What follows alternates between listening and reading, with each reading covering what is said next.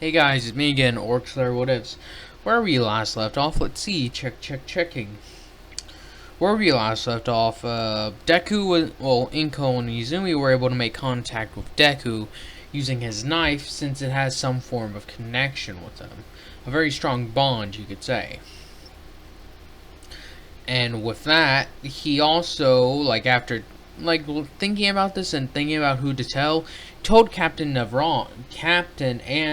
Nevron, that little council. But before that, what had happened was that he was told about a warp portal that had opened up, but the Death Watch Marines were sent over to look at it, or they were close to it. So he flew over there and made sure nothing went, batshit. With the warp, you can never be too careful. You can be never too careful to the point that you might as well ban all usage of it. And even then, you might want to be prepared in case the sporadic warp storm opens up, which just appears out of nowhere. So, with that, this is what happens. Don't yawn. Stop. Don't yawn. What happens is that after the Inquisitor and the Death Watch Marines, after waiting a good long while to meet Deku and never have been able to, they found a suspicious looking bit of armor that was massive compared to the other sets. So they interrogated the captain about it during a meeting that they barged into, and one that Deku had literally just walked out of because he was told that, oh, the Inquisitor and Death Watch are here, get out, get out, get out. And so they interrogated him, and then Deku showed up, because things were sounding like they were about to turn a bit, well, black on yellow. Kind of. Yeah, I guess that kind of makes sense. It's Blackwatch main color is black. And so when they went to go fight each other, Deku stepped in, showing himself to the Inquisitor and the Death Watch Marines. The sergeant of the Marines was a Black Templar, and the Black Templars xenophobic and mutation phobic, I guess, mutant phobic, I don't know. And so he tried to kill Deku. Deku obviously won, and pretty easily. So with that, we cut back to where it ended off, is that Deku sat down to speak with the Inquisitor, and we start off with their conversation. As when they start talking, the Inquisitor, of course, questions Deku about how he ended up in the state he is. Where did he get the wings and why he's so much larger? Deku gives him his side of the story. As from listening to Nevron and the captain, he came up with alright, this is good. As he uses it as a cover, saying that, well, for starters, is that he was along with them during when the ship first crashed into the warp, or his great-grandfather was. And following these incidents, or his great-great-grandfather, like a few greats in there, his grandfather was a part of it.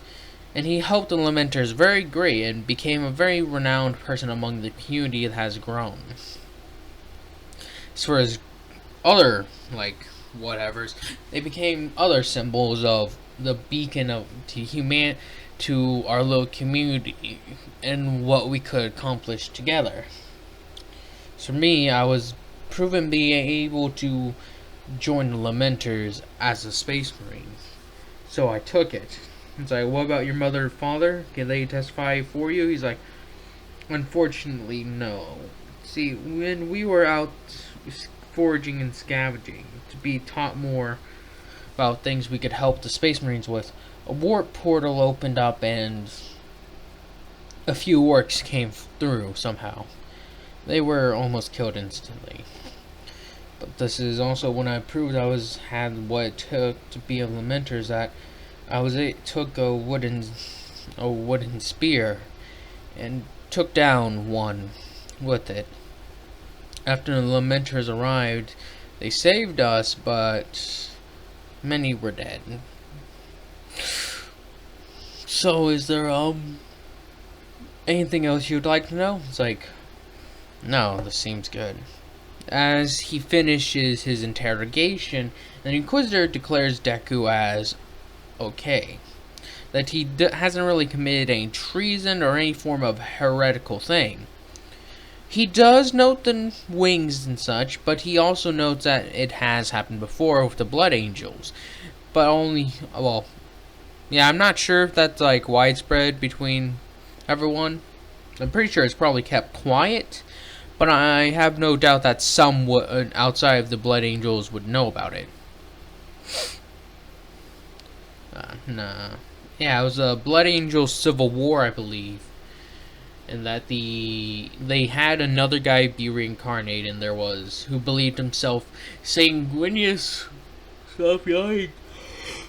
Sanguinius Reborn, and tried to take over the chapter as a Primarch. This was refused by half the Space Marines, and they went to war with one another. After that, this is as he explains that he just doesn't want to repeat with what happened with the Blood Angels. As the captain explains that all of us are well aware that he is not the Primarch Reborn. No matter how, like, his wings may grow that size. And he also may be taller than most of us.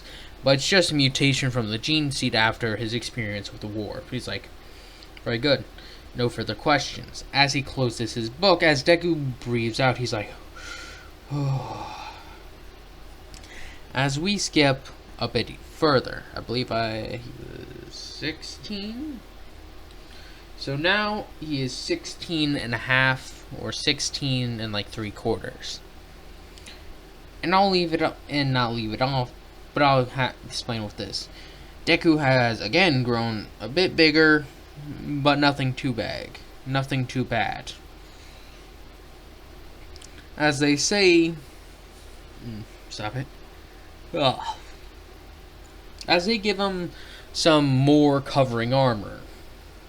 His armor almost covers him completely, but it doesn't boost any strength or anything. It just, keeps him covered. As they promote him to head of the leading of all the Scout Marines, and they don't have to hide him anymore, so he's around more often. He does still go off on his own to check out warp portals and such, but he also does that a fair bit of the time with other Scout Marines and other Marines. As he's been proven capable and is proven to be actually very smart. As he spars with multiple Marines at once, multiple Scout Marines at once, and every now and then one of the Death Watch troopers or one of the Death Watch Marines will want to fight Deku. So he doesn't mind this at all, so he goes with it. Sorry. Following these, this is what happens. As they get a massive warning signal. As also, during this time, Izumi and Inko have been able to get into more contact with Deku, saying they're actually able to get more fluid in it and are actually able to get near Deku. That they may actually be able to open up a full portal for him, an even very large portal, if he wants to bring in the other Lamenters. Just as long as what he's saying is true, is that he's held in high regard, and that a few of them do know about his secret heritage, as he has been probed a few more times by the librarian. As he, along with the higher members, the Lamenters of the Lamenter company, know who his mother is, and yeah, so they're okay with it, or they keep their worries to themselves. So Deku, when explaining to his mother that's great news, but I got one worry. The Inquisitor, there's no way he would never let any of us go. Then I may have to stay here for a lot longer than anticipated. As he keeps himself apart about wanting to stay. Because he knows Inko would pretty much flat out refuse and would yank him back forcefully if she had to. But again, to the future, as they get alarms that go, because Captain just slammed down on the panic button as everyone's there. As they have a few guardsmen, quote unquote, they're more like just police force, or like our Arbites, like pretty much police force for hives, but they're a lot nicer. But following this is what happens. Deku is there waiting and just listening as like, we got a fleet, we got a single ship inbound. It's relatively large and would be classed among the same class as our vessel if it was whole. Its gun batteries are active, shields are up, and thrusters are at full power, but they have refused every offer of communication. It's like, alright, what's the problem there? As he pulls up a picture, it is chaotic in nature, as everyone's like, oh shit. As a lot of the space, scout marines, a few of the later ones have recently been gone up all the way to space marines. So they're almost at like a full company now. As all of them are like, everyone's freaking out. It's like, what are we gonna do? We ain't ready for this. It's like, there's probably too many of them for any of us to take on. It's like, what are we doing? As there's panic amongst everyone. Every single one of them questioning, what are we gonna do? We're all gonna die. As they say, I intend to do this. Send a decoy force of lamenters to a separate area to set up a proper staging area to have a grand defense. But there's also the aspect of our training grounds, as he marks this area. We may be able to lure them in here and use the covering and all the traps and such laid about there to ambush them, to make a more effective killing zone. This one will be led by Sergeant Nevron. What about to this area? By then the forces are going to be spread thin. Like, that's where our two heavy hitters come in. Agaron, Deku. As they stand at the ready. So like, you two will be held in reserve. We believe that these guys, we do not know what type of space marines they are, but they seem to be dangerous. So we'll be holding you two back and send you in, Deku. He's like, what about Agron? He's like, you'll be defending, as he says, sorry. Agron will be going forward with a backup company or backup squads. As it's like, understood, Captain. Or hang on. As come on, give me a second. Understood. We'll be waiting orders, Captain. Me, and this will be a great honor. It's like, there's no problem, Agron. You're by far one of the strongest here, one of the few that can still go fight Midoriya. It's like, indeed I am. Sorry, I keep on yawning. Maybe I'm tired or something. I don't know. But as for you, Deku, you'll be held in reserve and be used as a fast-moving support, you could say. Is that if they need you, you'll be sent in, kill them, kill as many as you need, then come back out. You're too valuable to lose here. So the rest of us, what are you gonna do, Captain? I'll be coordinating the defense. And as the Inquisitor asks, what would you have us do, Captain? Surely we can be of help. He's like, you want to help? We'll need you here. As he points at a not far area. It's like, this is the closest place where we have the least amount of defenses, or at least people for defense.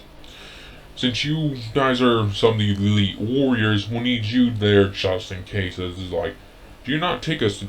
Well, as one feels, are you just saying we're elite warriors? Is like, no. In case the front line falls, we need the best warriors ready to defend the civilians. That is why you're up front. As he says, Deku. They have upgraded arms and weapons and armor for you. Go to the armory and take them. Everyone, suit up. As he stands up, as all chapter serfs. Everybody is literally getting their butts into high gear. As they armor the Space Marines up in less than 10 minutes, and it takes, I believe it was 20 to 30 minutes for a Space Marine to suit up with the help of chapter serfs. So imagine how long it took Hazashi and Inko to armor him up. Well, Inko had the help from telekinetic powers, but still. As a message is sent to them. The message reads, "To those of the Corpse Emperor, we have heard your cries for help. Turn your back on that corpse god and serve a new lord, the Lord of Change. He will grant you everlasting wisdom and tell you where you need to go and what your foes will do. As he is also maybe the one..." As it's like a joke or a thing for the lamenters, is that their luck sucks. As it's and let us hope your luck doesn't run out yet. As they're waiting, as they get in positions, the guns on the ship are fully loaded and the shields are still around, are activated. Sorry. As they're waiting, as then later, far off, they see I believe it's Thunderbirds and the vehicles that Space Marines are flown into battle from, as they're being dropped down. As there's several others, there's a few drop pods near some of the other areas, and then their fighting ensues. There's clashing of blades, wizards throwing out their laser. They're since these are worshippers of Tzeentch, there you have quite a few psychers. As there's lightning being tossed around, boulders, all fire, anything you can really think of, chaos sorcerers can do, and they're even summoning a couple of demons. As the Space Marines are charging forward with a few... I am so sorry for that. I was not expecting that. As they're charging forward, ready to meet the Lamenters are charging forward with their militia, you could say, of civilians. As they crash into one another, the forces of Tzeentch aren't that adept at combat. But these demons thought they were probably a bit better than these humans, but they forgot these humans have been through Astartes level training. And so they start getting knocked down quite a bit, as some of the smarter ones take a back step as they start casting more spells. As then they are also countered by the more powerful librarians that have been trained up by the other librarian, casting their own magic and such, forcing the demons in some areas to stay back and to be somewhat even, but then other areas they're losing. As when they're all as there's a higher level demon that starts to shout out the praises of Tzeentch, and that if they turn their back on the unknowing corpse god, that he will spare. As then when he gets to a word spare, a spear is rammed straight through his back. As in a Space Marine that was right next to him, as he referred to the demon as Lord, he turned to see what had happened, and then sees wings sprouting from a glorious figure in armor that is kind of more grand than the average Space Marine, a helmet. As then he notices that the character is holding a bolter right at him, as he's as he goes to pull up his bolter, immediately fires, and then Deku jumps forward, slicing straight through a Space Marine in armor. As his spear is now empowered with warp powers. As again, what had happened is that the the librarian, seeing the importance of this, sort of did a quick casting of a spell on it, and a few of them combined a bit of their strength to pour their power into the spear. As it's now powerful enough to cut through Space Marine armor relatively easy, and it was a bit difficult before. So as Deku cuts through one, cutting off his head, he says, "For those we cherish, we die in glory." As this is reverberated around from the other Space Marines and civilians, or militia, as they pretty much sandwich them, as they got a force of organized militia and lamenters on one side, and then they got a Deku on the other. So they're just getting pushed together, as when Deku's called away due to Nevron in their sector needing a bit of help, as he flies off to go deal with it. As he makes his way over there, he's attacked by a winged demon that's just starts questioning him, like, "Who are you, winged creature? Not of Zinj, but of..." Ooh, interesting, as he's inquisitive, as Deku pretty much shakes him off and then stabs him and throws him away, as his form is damaged enough to, send him back to the warp. As he goes flying downward, as he lets loose with almost an entire clip of bolter fire before he even lands. Because when he lands, this is what he sees. Nevron is pretty much taking on several Chaos Marines by himself, as he pretty much decapitates one, shoots another, and then has to deal with the other two.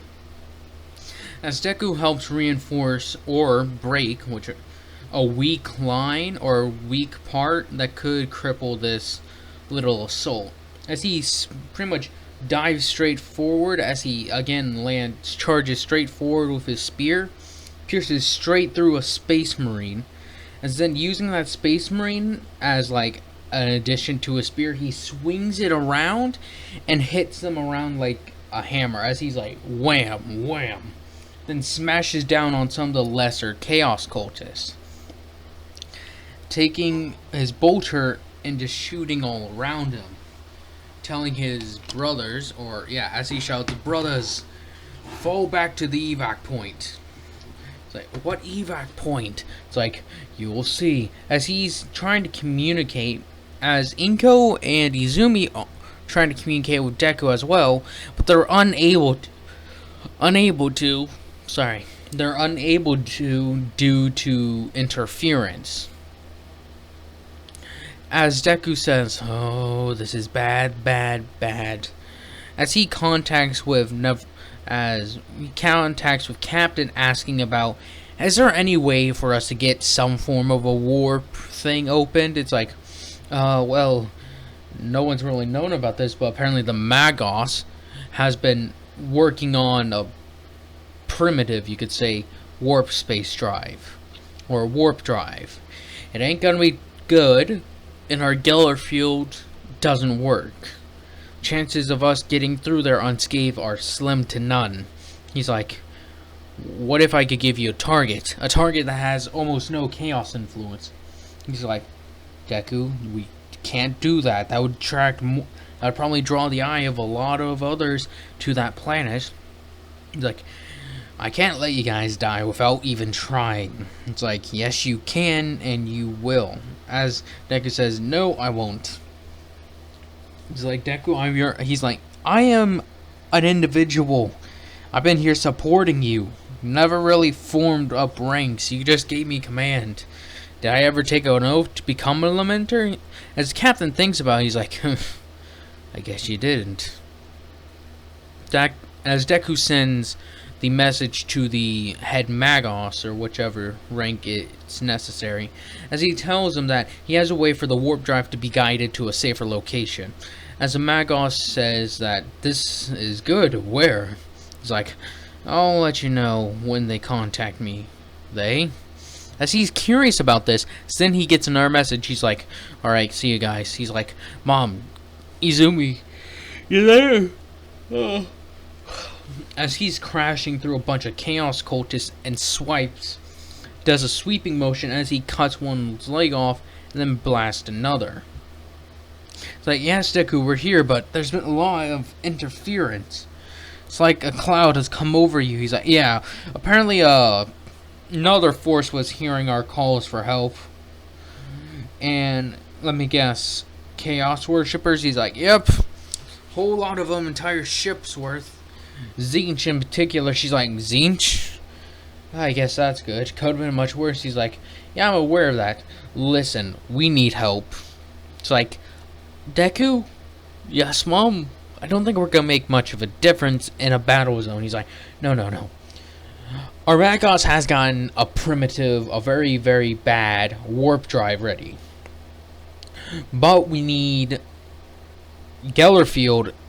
Well, we would need a Gellerfield if we were going to a place where a bunch of chaos lurks. But she's like, oh no, Deku, you cannot be saying that. No. Oh, no. Deku, you cannot be saying that. Because if I know you, you know that this would cause a war between you and those Emperor worshippers. It's like, actually, a lot of them actually come to understand. And the higher-ups of the Space Marine Company have come to acknowledge and accept me. So, listen, I can't abandon them. I know you could drag me from here, but I know you can drag the rest of them. Right now, we're organizing a fighting retreat, and the Death Watch Marines and the Inquisitor are the last line of defense. We're gonna pull back completely, and the Death Watch, well, we're hoping that they'll try to hold them back for as long as possible. So, wait, Deku, are you sure that this won't cost us anything? No, we just need a place for a giant ship to be placed in. She's like, alright, we got this. As it's like, wait, where are we going? As they're going to a secluded mountain range that nobody ever goes to. As it's like on an island. Not Island, but just an island in general. As they go, she's like, we've teleported there and are ready to teleport you. As they're channeling the warp energy, and she's like, you must find a way to get yourself connected to the warp drive, as we will help try to use you as a homing beacon. She's like, alright. I'll let the librarians know of the plan. As they try to get everything underway. Deku having to fend off chaos cultists while explaining everything to the captain as well as a librarian. As they get an order, all lamenter squads and civilian militia, fall back to the last point. This is not a suggestion, this is an order. We cannot hold on for any more. We're getting out of here. As the Death Watch are like, what are we gonna do, Inquisitor? We are told to hold this point. Damn it. Sorry to you guys who hear me yawn. I don't know why. As they say that, as the Inquisitor actually asks, what is our point in this, Captain? He's like, you're gonna hold your position for now. Once you get reinforced by other lamenters and civilian militia, we'll be ready to extract all of us. As Deku never told him the part about, oh yeah, we're ditching the Inquisitor and such. As Deku just told that to get Inko to agree, because she does not like Inquisitors. She knows that they're the most, well, they hate Xenos more than almost any other. As they are ready up and such, Deku makes the warning known as he flies all the way back, as Agron has to be pushed up forward, as he is equipped with a giant bolter cannon, essentially. As it just goes and just starts sweeping across any traitors that they really come across, as they're slowly but surely retreating. As this goes on the way it is, they make it there and they wait, saying, alright. As everyone's waiting, Deku's like, alright, this is gonna hurt. As the librarian says, you sure this is ready, Deku? As it's like, they're telling me that they're ready. It's like, alright. As the librarian and the rest of the angels pretty much channel their energy into Deku. As it's like, alright, Deku, we're ready. As before they're able to go, it's like, damn it. As then a very powerful demon of chaos comes running into the room, or they're like on the higher like end of the ship, as they had to do it really quickly, so they had to have the warp drive and such quickly so that they can get there and get like Deku powered up to it. So as they're pretty much like close to the top, it like crashes through the ceiling. As it goes to slam down on the warp drive, Deku pretty much charges it, picks it up, and flies upwards. As he starts trying to hit it, stab it, whatever you can do. As Deku's like, hey, keep focusing. I'll do what I have to do. As they're trying to use Deku still by channeling the warp, like trying to keep that connection to him, since they're close enough for it to work, they're trying to channel that in. As Deku's like, hurry up. As he throws, as he pretty much is able to pretty much punch the demon hard enough that spins around. As he runs over, grabs its wings and breaks them, trying to like keep it back. As he tries to throw it off, and as it's flying, he's like, alright, seems that it's done. As they're pretty much being enveloped, Deku, as the demon's flying away, uses something, as it sort of uses a spell to like grab onto him and drag him. As he's like, guys, wait. As he's like, brothers, as he's being yanked away, as everyone's like, Deku. As one guy, he's like, take it. As he throws Deku's spear, as Deku then tries to fight off this demon. So he is able to slice through its head, but as the warp drive takes them finally. As it wasn't a completely safe travel, as there were a few demons that popped up in there. And a few parts of the ship broke off. As then Inko and them are also channeling their energy, as eventually, as it's just a loud like a waboosh or something like that, like a kaboom. As the ship is hurling, as then they crash in between a mountain. As they're landed there, it's just like, As Sasashi's waiting there, as a couple of demons do come rushing out of the ship, he blasts them down, with Izumi and Inko being on like duty of smiting down enemies. With Deku over, well, pretty much still in the warp, as they come out, Izumi and Inko stay out of like sight. As Captain Nevron, the Captain, Agron, and all of them come out of there, after purging the demons, of course, and they see Hazashi just standing there without his helmet, as he's like, brothers, it's been too long. As it's like, Hazashi, as they all like take off their helmets, how long have you been here?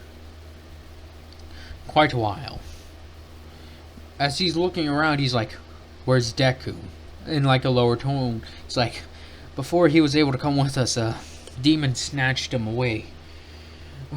As the librarians think about this, it's like, crap, we gotta get, where's his knife? It's like, excuse me, he's like, Inko has it. As he shouts at Inko to throw down the knife, she does so as they catch it. As the librarians then begin concentrating and trying to conjure up Deku back here. As Deku right now is fighting an entire chaos horde by himself, with only his spear as he's slicing through him, as then he gets shot in the back a couple of times, and then hit with a few spells, and then finally telekinesis, he pretty much gets flung across an entire opening. His armor's broken in several places, and his spear has actually been chipped a couple of times.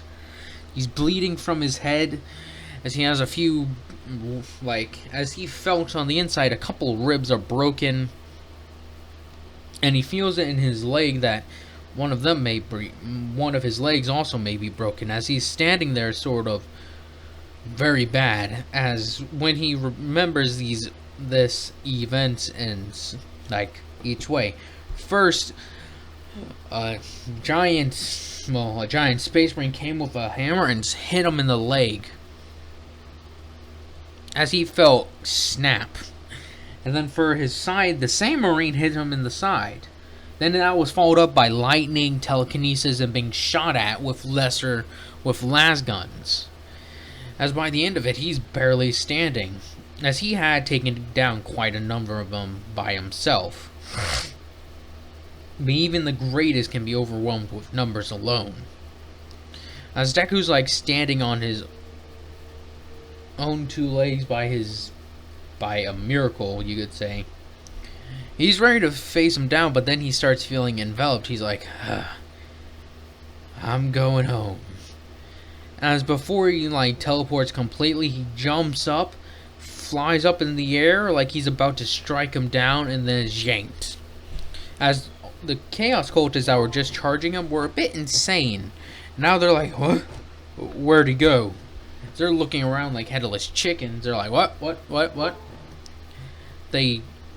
One of these Chaos Space Marines is like, where'd he go? He was right here. As in that fight, Deku, a few of like Deku's wings, like his wings weren't very good either. They got shot a little bit. His feathers and such flew off. As then he was yanked away. Deku falling, sort of going through the warp again, as they see a portal open up like voop, and then they just, as he spat out and just goes, sort of, he looks like he's gliding, then they realize no, he's crashing, as then he smashes into the ground and just sort of skitters across the rocky and dirt, like the dirt and rocks, sort of resting on a near like the edge of a mountain or a cliff. See, he goes stand up. Sorry if you hear that. That's like my phone vibrating. I thought I'd silence that, but I was wrong. Oh, part 9. Sweet. As Deku gets up, is trying, as he's like, as his eyes are flickering open, he's like, come on, saying come on to himself. So he stands on one knee and then just falls back, as he's just like, ain't gonna work. Ain't gonna work. As he stands up and then falls down. As Inko and Izumi see this, Izumi forgets about everything that they're doing. Like, oh yeah, those like entire company of space marines that will pulverize us in a minute. Yeah, they're not there anymore. As she runs over, as she's running, as the higher ups see one Eldar figure in like Eldar looking armor, she jumps down and starts rushing over to Deku, saying, Deku! Deku! Zing goes like, ah, damn it. As she starts running after Izumi's, thinking she's not thinking, she's gonna get herself killed. As then a few of them go to take steps forward, as then Hizashi steps in their way. As it's like, Hizashi, come on, this is us. We don't care who that is, but who those people are. They could be your wife or whatever. But right now, Deku's injured. As he says, no one's moving. As Hizashi is still wary of his brothers. As then the apothecary walks over saying, are you wary of me, Hizashi? He's like, As he lets him pass, as he goes rushing over there, and is over there really quickly. As he doesn't care about Inko and such, as she pretty much moves Izumi, did I say she? He moves Izumi and Inko out of the way so that way he can perform his operation. He's like, the medical equipment I have with me at the moment shall suffice. As he starts applying it. As with Deku being operated on, he sees his dad over there as he sort of blacks out. And that's where we're gonna be ending this one off at. I hope you guys have enjoyed this. Hope you guys continue to enjoy this, and I hope you guys have a nice day, nice night, nice life.